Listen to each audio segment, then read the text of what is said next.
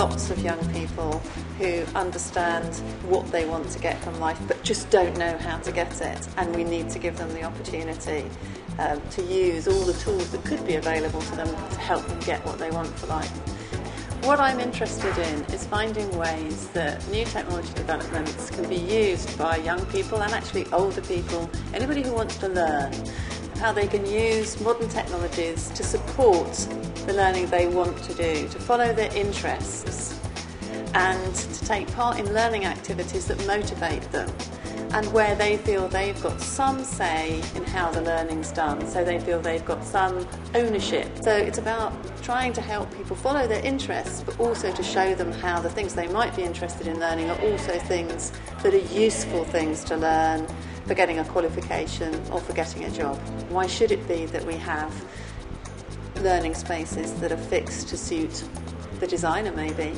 Why can't it be that learners can have greater say in how the resources within an environment are made available to them? And that might be to do with the furniture, it might be to do with the walls, it might be to do with the technology, and it might be to do with the people.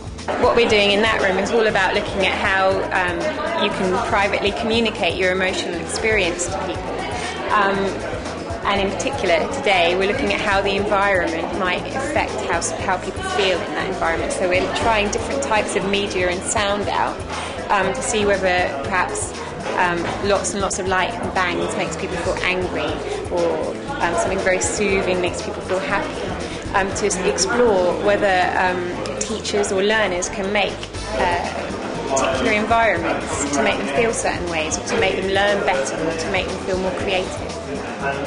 Well, what we're showing today is the film that students have made because they choose entirely what they want to do, and they use technology very creatively and they use film very creatively, both about the centre and also they write their own scripts and they act out those scripts and then film them.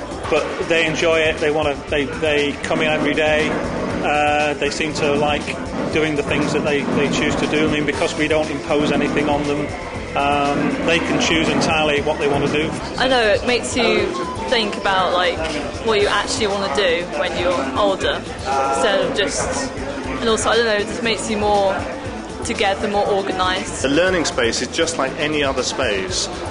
What you do in a space is shaped by the furniture, by the architecture. So every space you go into is quietly telling you what kind of behaviour is allowed in there. So if you go into a library, we all know to be quiet. So if you go into a classroom, people automatically sit in rows and they wait to be told things. And it doesn't necessarily say this is a space for you to talk, because lots of people have had bad experiences of school, and so quite often those bad experiences get brought through. What I study and what I try and teach my students about is this idea called the social shaping of technology, which is to say that technologies, they're not like Doctor Who's TARDIS. Yeah? Doctor Who's TARDIS appears out of nowhere and always looks the same. Right? Technologies get built and they grow and they get built for specific reasons.